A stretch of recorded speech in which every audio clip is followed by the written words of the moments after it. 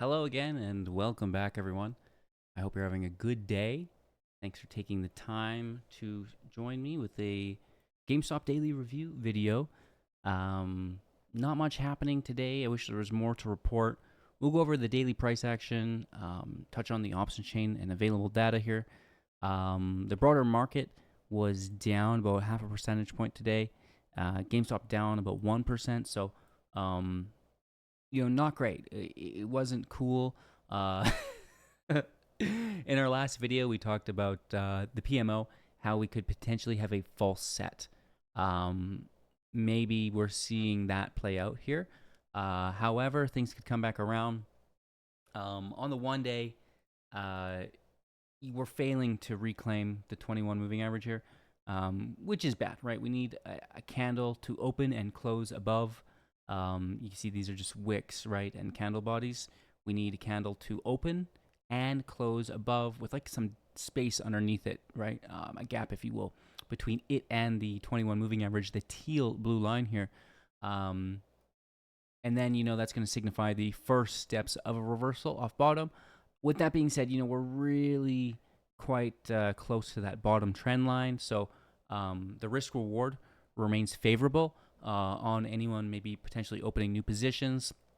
With that being said, within this area of accumulation that we've seen, it could be textbook AMD pattern, accumulation, manipulation, distribution, where we have a lot of orders or liquidity here. If you're a short, you're going to put your stop above the accumulation. If you're long, you're going to put your stop below the accumulation. And then the market makers sometimes will abuse this, and they're going to push it either one way or the other and absorb all those orders, and then you'll get finally your distribution leg. Now, because GameStop is nearing its trend line on the bottom, I do expect that manipulation to be downwards, trying to scoop up any stop losses here before that distribution leg. And now we have gone through that in its own video if you'd like to dive into it a little bit more. But, that's the basics here that we're seeing on the 1 day. On the 4 hour, I think we've, lost our reversal. We were, pretty excited about this reversal here the other day. We've lost it, and, we failed to reclaim it. So things aren't looking good. We'll probably continue to the trend line and have some terrible geopolitics or economic news that pushes us down to this manipulation leg. Earnings date's not released yet. I've been expecting it for like a week now, which is kind of crazy. I'm wondering if maybe they push earnings back, so it's not on September 3rd, it's on September 10th or something, right? So that could be in the cards in the coming days. With that being said, IV's down a little bit today for the first day in a while. Not substantially by any means, but seeing a retracement there. Max Pain, 23. I think it was like 2250 last week, so we're moving up a little bit here. I'd love to get some price improvements because we're down below. We're 2250 here almost. I'd love to get above 23 to see Max Pain increase throughout the week and maybe push future weeks up a little bit too. As we are coming into earnings, one would expect. Just waiting for that official announcement. The options chain, let's look at that quick. Do we see much volume today? Well, let's not even look at weeklies really, because there was a ton at the money. But it's just good luck, everyone. We'll check on you this Friday, maybe Thursday when things are getting a little bit easier to see where they'll finish. Let's go a week out, right? September 5th. This is supposedly after earnings, but might not be. Seeing some volume here. I wouldn't play 30s, but you do you. What are these worth? Oh, they're so cheap is the thing. These are absolute lottos. They're only worth $5 each. But there's a reason they're so cheap, right? And then we move out to the 12th. Not much really here at all. That was the dead week. I think that's kind of starting to build a little bit into the 19th, which is a date that I don't mind. The 19th seems like a pretty good date to target. You've got some time. So you're not holding them right into the last day of expiry. Try to get rid of them, about halfway through their life if you can. This is a dead chain, the 26th. The third looking pretty dead as well. Now the 17th has seen ton, a ton of volume on the 25s. 8,000 at a realistic strike price as well. That's pretty cool. And a lot of volume here, 35K. Interesting. Some at 30, but don't be playing that far out. Nothing in the money really though, which is not great. And then January, chilling here. People slowly building, building up for sure. Like there's a lot of open interest on those leaps. Let's leap out an entire extra year, and it's looking pretty dead. So, what did we see? What day was that? That was October 17, and that was the 25 strike. So this is kind of what stands out to us today.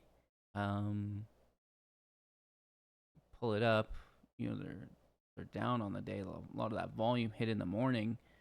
We could compare open interest tomorrow. Maybe these are sells, right? Just because we don't know when we look at the volume whether or not they're buys or sells.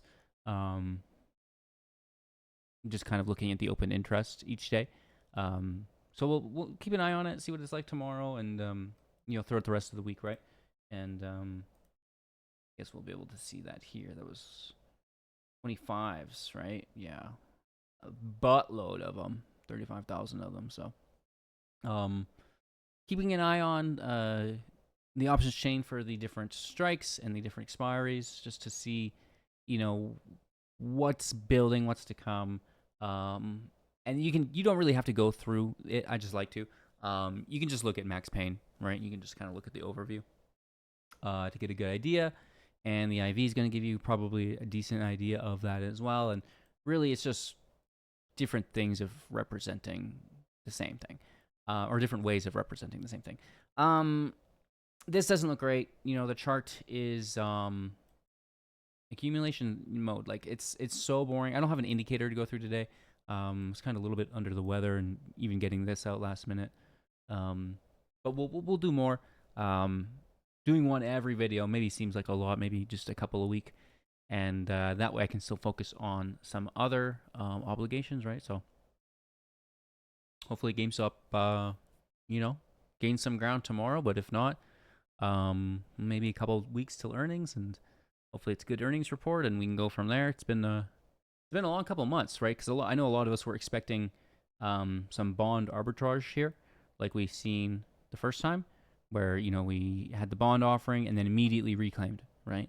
But this time we had the bond offering and did not reclaim whatsoever. Failed our breakout even, and just back to low level trend line retracements. So the support hopefully will hold. If not, we are prepared to take some nice juicy entries here in that manipulation leg. We'll see. The Fed is sounding dovish. Sounds like they're going to lower interest rates in September a bit.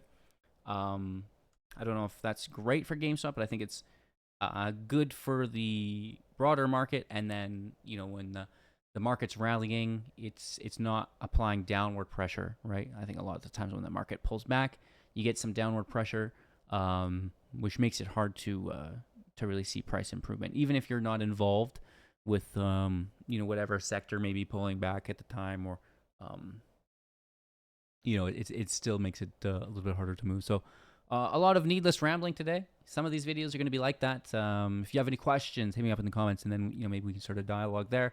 Appreciate you. Have a great day. I'll see you soon in the next. And remember, it's not always going to be so quiet. Cheers.